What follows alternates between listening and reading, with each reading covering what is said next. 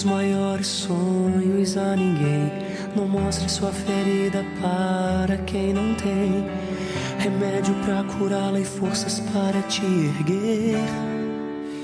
Não, não, não, não. Não se lamente para quem quer ver tua dor. Não mostre sua fraqueza aos inimigos seus.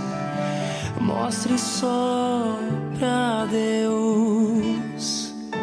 Não chore para quem não sabe decifrar a lágrima de sofrimento em teu olhar. Muito bom dia, nós vos adoramos, Senhor Jesus Cristo, e vos bendizemos, porque pela vossa Santa Cruz remistes o mundo. Com alegria nós começamos o Conta Comigo, já praticamente celebrando os dias mais especiais do ano para os católicos. A Semana Santa do Senhor Jesus Cristo, que já está às vésperas aí da sua Páscoa, de celebrarmos o motivo da nossa fé. O apóstolo Paulo vai dizer, se Cristo não ressuscitou dos mortos, vã é a nossa fé. Por isso que esses dias são tão especiais. Recordam que nós somos discípulos e adoradores de um Deus vitorioso e vencedor, que derrama sobre a nossa vida a cada manhã, a cada dia, a força da sua vitória. A ressurreição do Senhor é importante, por quê? Porque é isso que justifica a nossa presença aqui hoje. Quase 2000 anos depois desse evento histórico, a sua força e a sua graça são experimentadas na minha e na sua vida, quando a cada manhã nós nos levantamos. Apesar das lutas, apesar dos pesares, apesar das guerras, de todos os lados nós somos atacados, mas nunca derrotados. De todos os lados somos afligidos, mas nunca sucumbimos. E por isso, esses dias são tão especiais. A vitória de Cristo, ganhada, comprada na cruz e no sepulcro vazio, se torna presente na minha e na sua vida pela força do Espírito Santo. Por isso, que a paz de Deus esteja com você em mais essa madrugada, em mais essa manhã que se inicia, esse tempo tão bonito, tão especial, finzinho de Quaresma, já pertinho da Páscoa, estamos aqui para rezar juntos em mais uma madrugada de luz e de graça no programa Conta Comigo, na Rede Vida, o canal da família. Quero rezar com você e por você. Por isso, mande para mim as suas intenções, os pedidos que você tem a colocar diante de Deus nestes dias particulares de mais oração e de mais conexão com Deus. Quais são os seus pedidos? Entre em contato conosco no WhatsApp DDD 11 913 01 1967, no 0800 545 5900 ou ainda no nosso site juntos.redevida.com.br.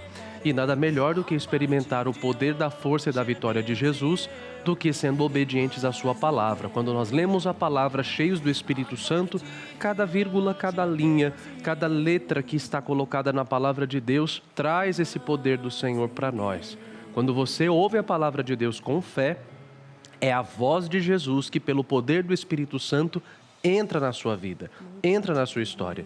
Então eu convido você nessa madrugada a colocar-se de verdade na presença do Senhor e a abrir o coração, abrir a cabeça, para que juntos nós possamos deixar o Senhor falar na sua palavra que nos ilumina, nos conduz e nos liberta.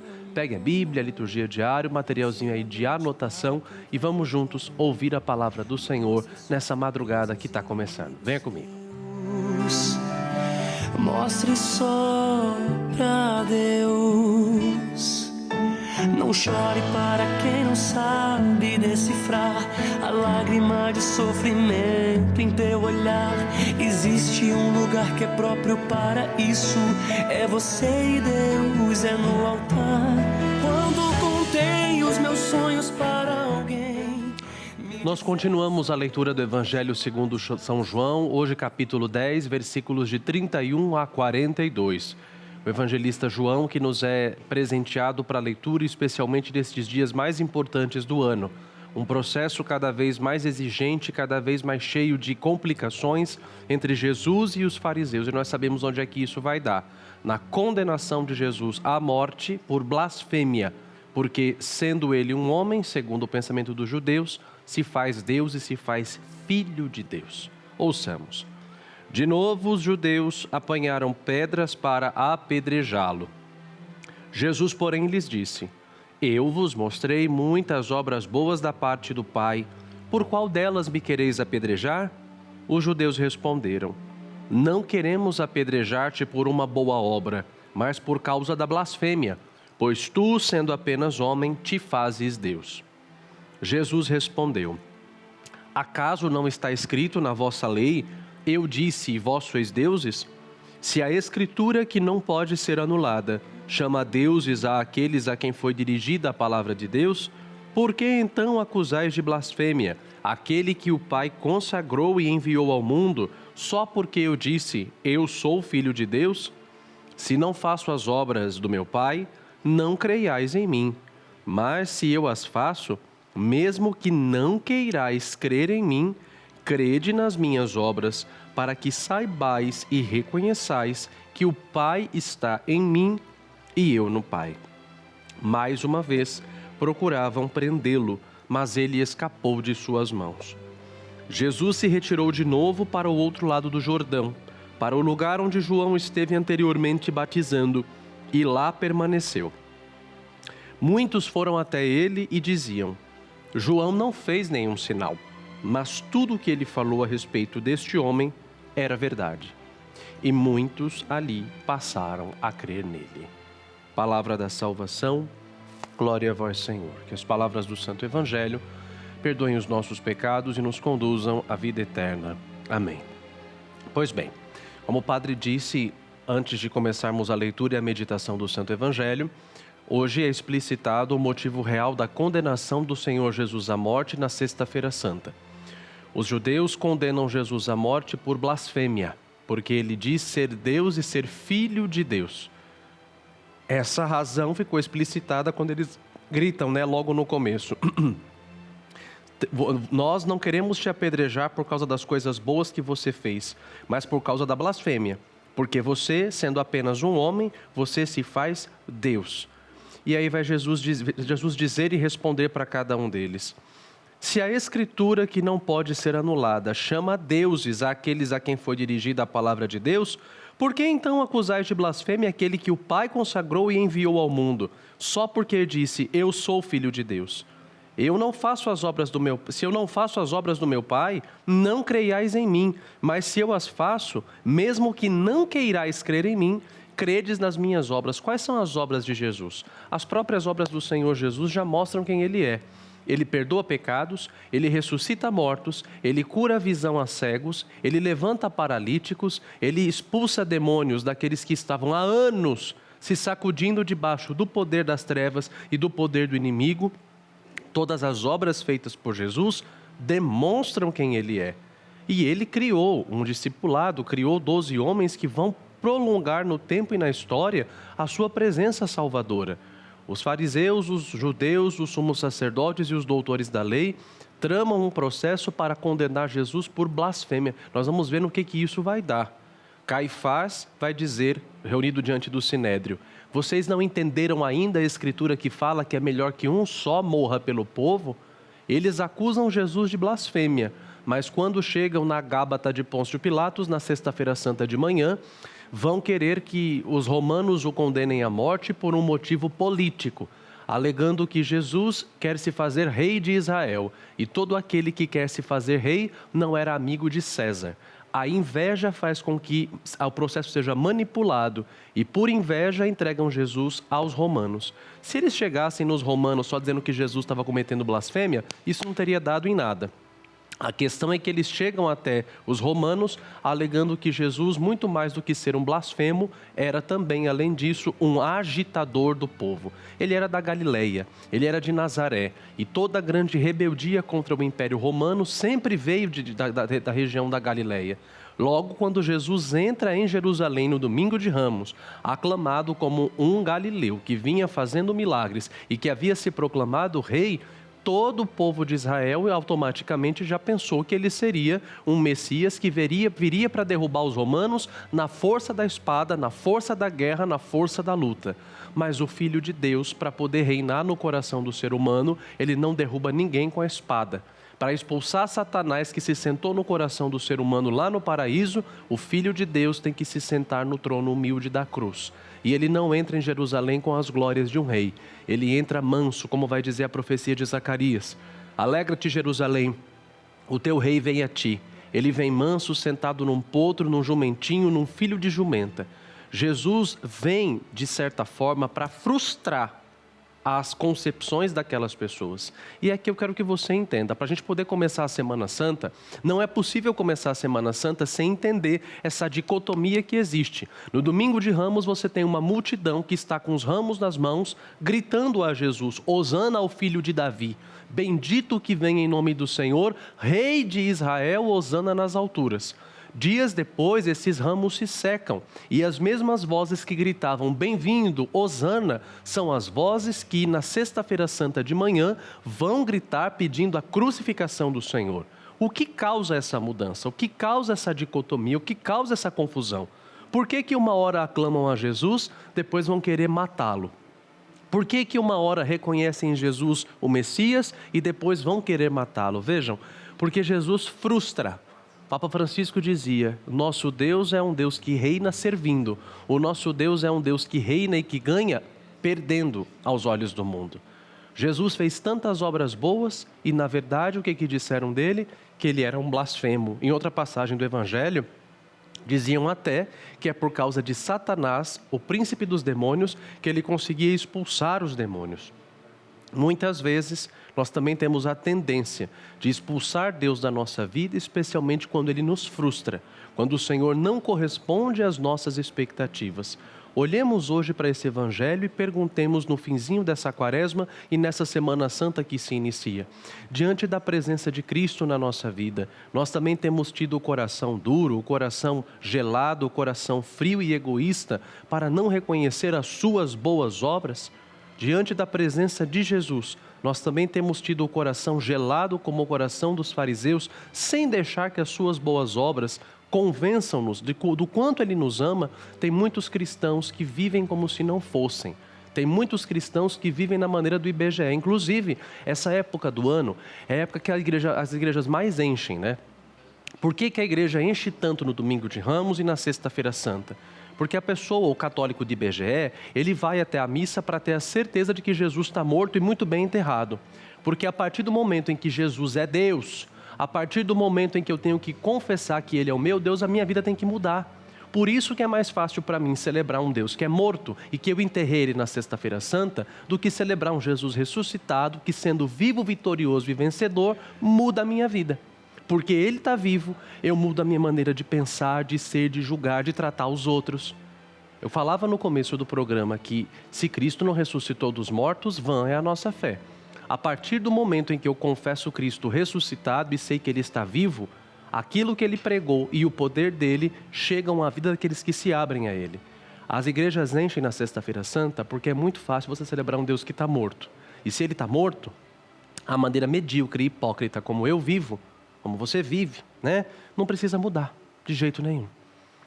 Diante de Cristo que vem, eu estou querendo celebrar na minha vida um Cristo morto ou um Cristo ressuscitado? Eu celebro a paixão de Cristo sabendo que ela é caminho para a vitória, ou eu também quero condenar Jesus, porque se eu calo Jesus, eu não preciso mudar em absolutamente nada? O povo que grita Hosana e depois vai gritar crucifica-o, é a imagem do católico do IBGE. Uma hora está na igreja, mas depois enterra Jesus da maneira mais fria possível, que é justamente para não ter que mudar em absolutamente nada. Cuidado. Semana Santa entrando, nós somos colocados a bater de frente com essa palavra e perguntar aqui, quem eu tenho sido? Eu tenho sido alguém que acolhe Jesus? Ou eu tenho sido alguém que quer matar Jesus e celebrar um Deus morto, justamente para que eu não tenha que mudar em absolutamente nada? O Evangelho termina dizendo que ninguém conseguiu colocar as mãos em Jesus, que Ele se retirou e que Ele voltou para o outro lado do Rio Jordão, onde Ele começou a sua missão. E ali, de certa forma, Jesus volta ao seu primeiro amor, volta ao começo de tudo, para que diante daquelas provações, diante daquela perseguição, Ele se lembrasse do início do seu ministério e passou certamente um filme na cabeça do Senhor. Às vésperas da sua morte, Jesus vai para aquele lugar onde Ele gritou pela primeira vez, convertei-vos e crede no Evangelho. O lugar onde a voz do Pai testemunhou que Ele era o seu Filho amado, que deveria ser escutado, que nele havia posto todo o seu bem-querer, o seu agrado. Foi ali que a voz de Cristo começou a ressoar e tantas vidas mudaram. Hoje, com Jesus, às vésperas da sua paixão, você e eu também somos chamados a voltar com Cristo para o nosso Rio Jordão. Onde é que a vida de Cristo entrou na nossa vida? Onde é que o Espírito de Cristo pairou sobre nós a primeira vez? Foi no nosso batismo. Antes de sofrer a sua paixão, morte e ressurreição, Jesus volta para lembrar do começo de tudo. Eu convido você nas vésperas dessa Semana Santa a voltar também ao começo de tudo na sua vida, ao começo da sua fé. Volte espiritualmente comigo nessa madrugada. Diga ao Espírito Santo: Senhor, eu quero voltar agora para as águas do meu batismo. Eu volto ao lugar onde tudo começou na minha vida. Eu volto ao lugar onde a sua obra começou a agir na minha vida e na minha história. E eu quero mais uma vez me lavar, Senhor, no meu batismo. Se pelos meus pecados, se pelas minhas falhas, se pelos meus erros, eu acabei negando o Senhor. Se pelos meus erros, Senhor, eu acabei vivendo de maneira pagã. Se pelos meus erros eu esqueci da minha religião, esqueci do Evangelho, esqueci do poder da oração. Se eu virei as costas para o Senhor e passei a viver uma fé um tanto fria, protocolar. Se eu passei, Senhor, a buscar a Tua igreja só para um 7º dia, para o Natal. Se eu passei a fazer da minha fé um evento social, nessa madrugada de Semana Santa, eu quero voltar ao meu primeiro amor. Eu quero voltar ao meu batismo. Como o Senhor, antes da Tua morte, voltou ao Rio Jordão e ali certamente o Senhor olhou para tudo aquilo que havia acontecido em 3 anos. Tantas vidas libertas, eu também. Eu volto com o Senhor ao meu Rio Jordão, ao meu batismo, para que, cheio da força do Teu Espírito Santo, eu possa me abrir de novo aquilo que o Senhor quer de mim.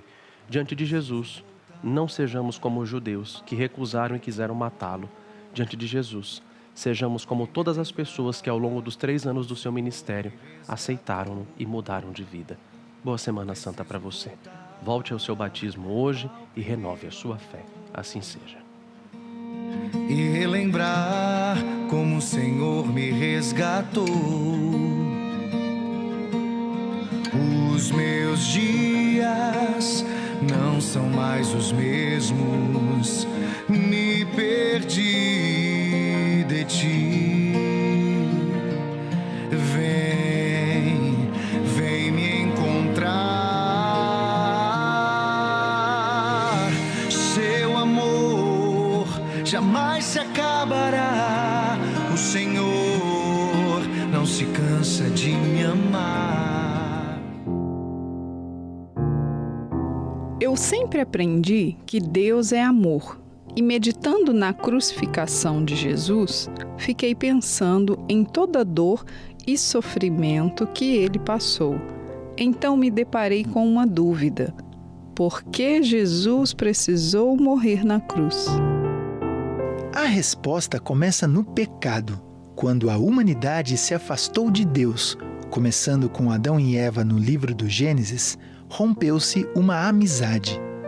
E assim, criou-se uma dívida que nós, sozinhos, não conseguiríamos pagar. No Antigo Testamento, o povo oferecia sacrifícios de animais como sinal de arrependimento e reparação. Mas esses sacrifícios eram repetidos continuamente, porque não tinham valor infinito. Quando Jesus aparece, João Batista aponta para ele e diz: "Eis o Cordeiro de Deus." Dessa forma, Jesus é o sacrifício definitivo. Ele é verdadeiro homem e verdadeiro Deus.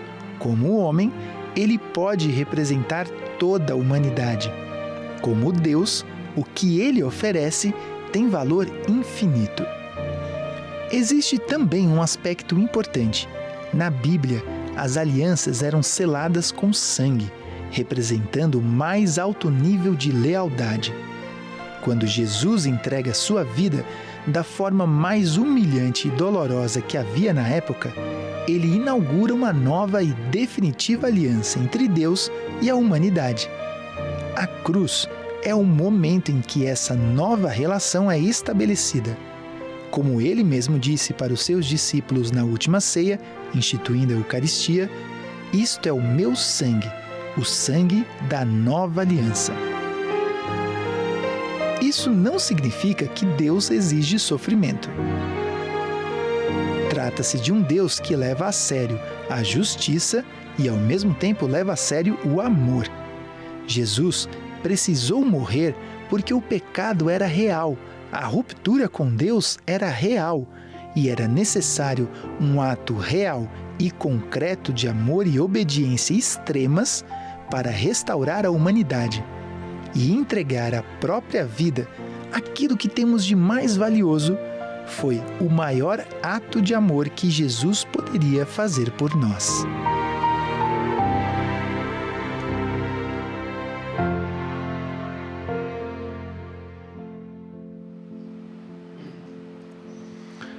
A palavra de Deus em Isaías vai ensinar: o castigo que nos traz a paz estava sobre ele, e por suas feridas, suas chagas, nós fomos curados.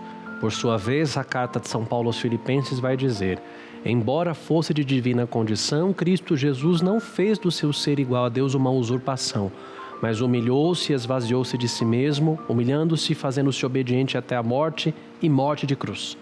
Por isso o Pai do céu o exaltou e lhe deu um nome que está acima de todo nome, de tal maneira que, ao nome de Jesus, todo joelho se dobre no céu, na terra e acima da terra, e abaixo da terra, e toda língua proclame que Jesus é o Senhor, para a glória de Deus Pai. A cruz não foi um castigo do Pai para o Filho. A cruz foi justamente um remédio para que a nossa miséria fosse curada. O pecado criou um abismo entre nós e o céu. E como nós jamais conseguiríamos saltar esse abismo para chegar até Deus, Deus se esvaziou de si mesmo para chegar até nós. A cruz, então, é essa ponte, né? Que, se vocês perceberem, a cruz ela tem duas hastes, uma haste vertical, uma haste horizontal. Ela nos liga a Deus, nos liga aos nossos irmãos. A cruz, ela nos liga de novo ao Senhor, né? Bendita seja a cruz. Tem uma música de um bom cantor da Diocese de Osasco chamado Juninho Cassimiro. A música chama Santa Cruz e ele fala: bendita seja a cruz, o amor por ela se revelou. Nós somos a igreja da cruz e por isso exaltamos o Senhor. Não existe mais barreira entre nós. Através dela, através da cruz, o véu do templo se rasga, dizendo que não existe mais nenhuma barreira entre Deus e o ser humano. Santo Tomás de Aquino ensinava que Jesus poderia ter nos salvado com uma única gota de suor, com uma única oração, porque Ele é Deus. Mas Ele escolheu a cruz. Por quê? Para que você e eu nunca duvidássemos do quanto nós valemos para Ele. Quando você ama muito alguém, você não diz apenas eu te amo, mas você prova esse amor com atitudes concretas. Você faz alguma coisa, você se sacrifica, você se doa. E o próprio Senhor disse: ninguém tem amor maior do que aquele que dá a sua vida pelos amigos. Padre José Weber, um grande compositor da música sacra no Brasil, eternizou, em verso e melodia, uma canção que embala muito as nossas Semanas Santas e que todo bom católico brasileiro conhece. Prova de amor maior não há que doar a vida pelo irmão. Jesus sofreu tudo o que um ser humano pode sofrer: traição, abandono, a dor física, a humilhação. Tudo isso para quê? Para que quando você e eu estivéssemos sofrendo, pudéssemos justamente ter a certeza de que nós não sofremos sozinhos. Todas as nossas dores, nossas cruzes, nossas humilhações já tinham sido crucificados com Ele. Durante esse tempo de Quaresma, nós rezamos a piedosa oração da Via Sacra. E das estações da Via Sacra, que são 14, não 15, 14, das estações da Via Sacra, 3 me são muito tocantes: as 3 quedas de Jesus sob o peso da cruz. O peso da cruz representa o peso dos pecados. 3 vezes Jesus cai, 3 vezes se levanta, justamente para nos ensinar que o nosso pecado não tem sobre nós uma força maior do que a misericórdia de Deus. Jesus se levanta para ensinar-nos que o nosso lugar não é caídos, mas se nós seguramos nos braços da sua cruz, nós sempre podemos nos levantar. Toda a cruz, o Calvário, é uma grande declaração de amor. Entenda, O Evangelho de João fala: tanto Deus amou o mundo que lhe deu o seu Filho único, para que todo aquele que nele crê não pereça, mas tenha vida eterna. A cruz para nós, ela não é sinal de dor, morte, derrota ou sofrimento, mas ela é sinal do amor de Deus. Quando você olha os braços do Senhor Jesus abertos na cruz do Calvário, você compreende que o maior eu te amo que você vai poder escutar foi dito no silêncio daquela sexta-feira santa, às 3 horas da tarde. Quando você olhar para Jesus crucificado, lembre-se o quanto você vale. Você vale o sangue de um Deus maravilhoso que, para te amar e comprar o céu para você e romper o abismo que o pecado havia gerado, Ele derramou até a última gota do sangue dele para te mostrar o quanto te ama e o quanto você vale. Por isso nós católicos olhamos para a cruz não como um sinal de derrota, Aliás, é uma coisa totalmente estapafúrdia se você for olhar, né? Enquanto muitas vezes pessoas de outras denominações religiosas nos veem beijando, adorando a cruz na Sexta-feira Santa, a Igreja Católica, a plenos pulmões, ela canta: vitória, tu reinarás, ó cruz, tu nos salvarás.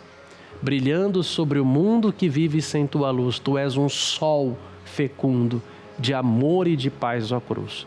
Que nós também olhemos para a cruz como um instrumento de amor, como um instrumento de salvação, e olhemos para ela sabendo que ela é um instrumento também de vitória, porque, como vai dizer a teologia da Igreja, Cristo mata a morte morrendo.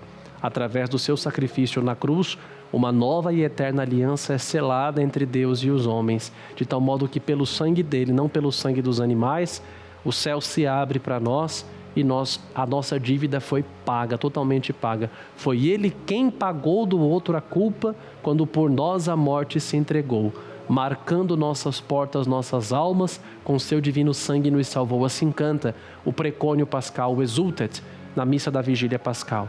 Então olhamos para a cruz hoje e mantenha sempre perto de você uma cruz. São José Maria Escrivá dizia: mantenha sempre perto de ti um crucifixo. Durante o dia troque olhares com ele, para que durante o seu dia você se recorde que ele é teu Deus, teu amor, teu melhor amigo, e que o sangue dele abriu para você as portas do paraíso, e que diante de um Deus que derrama até a última gota do sangue dele para te comprar a salvação e te comprar o paraíso, nada nesse mundo é capaz de superar esse amor ou capaz de tirar do nosso coração a força desse amor, gerando medo e angústia no lugar. Mantenha sempre perto de você Jesus crucificado, tá bom? Nós vos adoramos, Senhor Jesus Cristo, e vos bendizemos, porque pela vossa santa cruz remistes o mundo. Amém. Sinto o céu se abrir e uma luz a me atingir, esfriando minha cabeça, esquentando meu coração. Senhor, graças e louvores sejam dadas a todo momento. Quero te louvar na dor, na alegria e no sofrimento, e se em meio à tribulação eu me esquecer de ti. E a dona Jerônima Faustina da Silva, de 92 anos, é nossa espectadora fiel. Assiste o Conta Comigo olha que bonitinha, olha que linda, ela tá aí. Assiste o Conta Comigo todas as madrugadas. E eu quero mandar para a senhora, dona Jerônima, um grande abraço, a minha bênção, e dizer para a senhora que é uma alegria para mim ter a presença da senhora aí, espiritualmente unida a todos nós aqui no Conta Comigo. Todas as madrugadas, ela é fiel, com 92 anos, assiste o programa ao vivo, toda madrugada, a 1h da manhã, ela está de pé, assistindo e rezando conosco. Que o exemplo da senhora possa suscitar também muitas outras pessoas, né? Esse amor a Deus. Deus nos dê a graça de chegarmos longe, já longevos, tendo amor ao Senhor, amor à nossa igreja, amor à nossa fé. Um abraço, dona Jerônima, Deus te abençoe e te guarde.